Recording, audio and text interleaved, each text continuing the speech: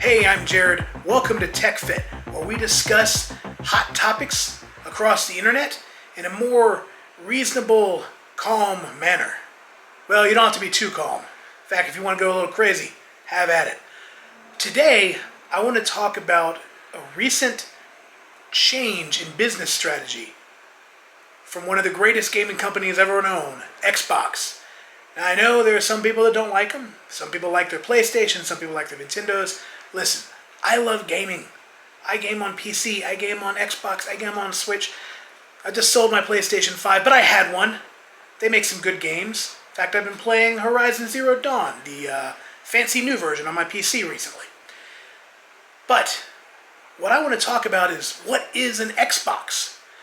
Xbox just launched a new marketing campaign where they say that your phone is an Xbox. Your laptop is an Xbox for your lap. Bento box is not an Xbox. But your tablet is an Xbox. What does that mean? Well, when that ad campaign launched a week ago, there were a lot of people poking fun at it. But if anyone had been paying attention to the rumors and, well, technology in general, they would know that Xbox has been moving away from a box-centric model to a cloud-centric model. They're not taking away the Xbox from your living room. In fact, they say there's going to be more, and I believe them. They make 30% off of every game, movie, TV show, whatever, sold on that box. They're not giving up that revenue stream. But what they're doing is they're opening up the ecosystem to even more gamers. So if you have an Xbox and you have a PC and you buy your games digitally, you're probably aware that a lot of games will work on both platforms, which is one of the reasons I prefer Xbox for a console.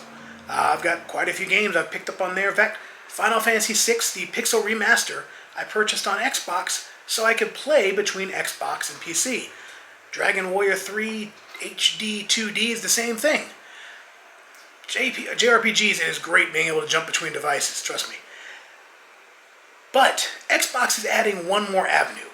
They already had cloud gaming access for Game Pass games.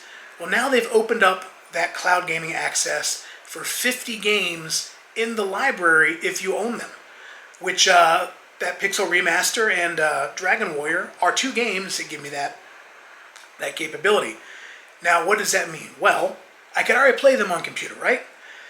Now, if I'm taking a trip and I don't want to take my Steam Deck, I can just bring a controller with me. I've got my tablet, I've got my phone. I can just plug into my phone or use Bluetooth, and I can just connect to xbox.com/play and play the same game. I have my same save files. I'll have, well, the game. It really opens up the ecosystem where you're not tied to the living room box. And one of the things that I remember in consumer sales, which I left 10 years ago, there was a trend that we were worried about where TV sales were trending down for younger purchasers. A lot of kids at the time, and again, 10 years ago, these kids are now adults, some even in their 30s, they were just using laptops. They were starting to use these tablet things that had recently come out. They weren't moving out and buying a big screen like we did maybe in the early 2000s for us older millennials and Gen Xers.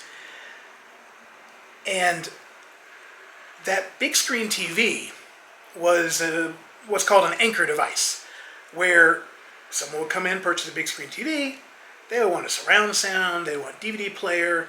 For gamers, they would a lot of times get a game system for the DVD player. That attachment hasn't been happening. And, I mean, all the manufacturers know this. Microsoft looked at that and said, how do we adjust? Nintendo actually looked at this and said, how do we adjust? That's why the Switch is the Switch.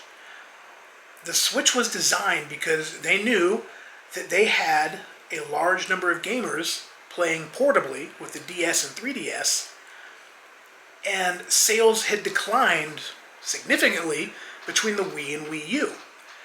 Instead of splitting their market, they decided to make one device they could be picked up and carried with you. And eventually the Switch Lite came around as well, where you didn't even need a TV. It was just a smaller, easier to carry Switch that you just played in your hands. The problem with the Switch is it's 7 years old. The processor in there is from 2015, so it's 9 years old. It can't run AAA games. I have a feeling that Xbox, while they are looking at a handheld unit, and I'll get to that in a few minutes, they did not want to restrict what games could come to their platform. Yes, I know the argument of the Series S. It's the lowest entry point, price point for a modern console, so it's got some advantages, and it runs fine.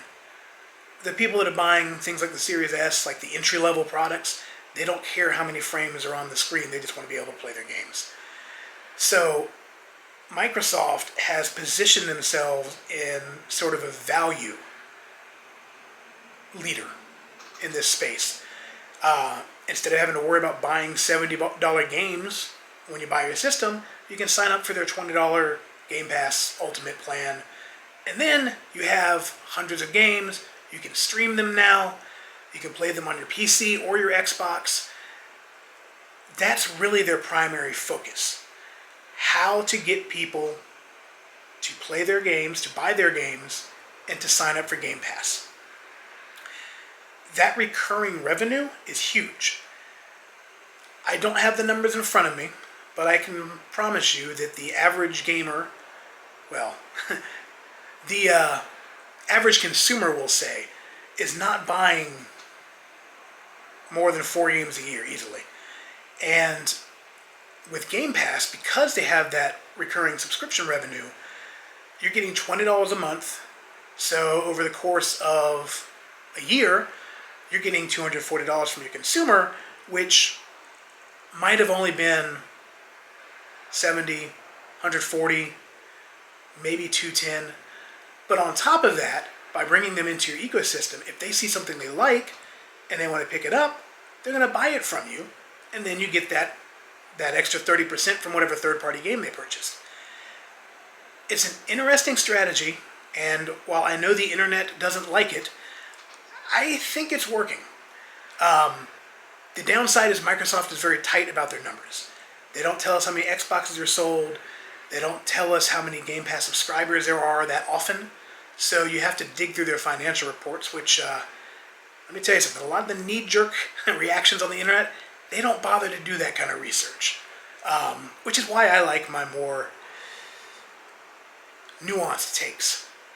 So, yeah, that's pretty much what I wanted to cover today. Xbox is going to the cloud.